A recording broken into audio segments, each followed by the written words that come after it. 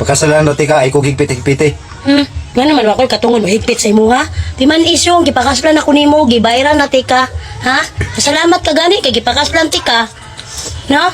Gipakasalan dati ka, pero dili ikaw akong kauban sa kong pangandoy.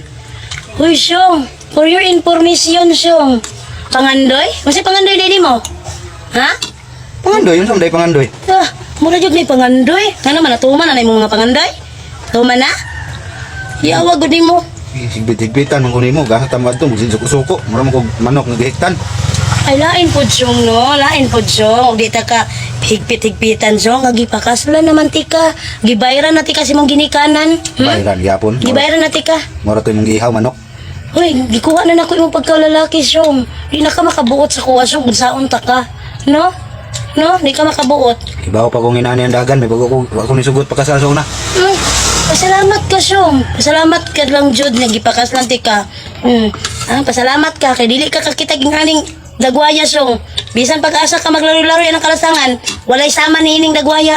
Unsa ka ang klaseng lumay ang gamit sa kuha nga, nakapakasal mong kunin mo. Wala ta kagilumay, Syong. Wala ta kagilumay sa tinuod lang. May gugma ra gyud ka sa kuha. Di na tawag hisgutan ng lumay. Kay mabisto ta. Tama na. Tama na. Hilom na ha. Hilom na. Hilom na. Hilom na gani.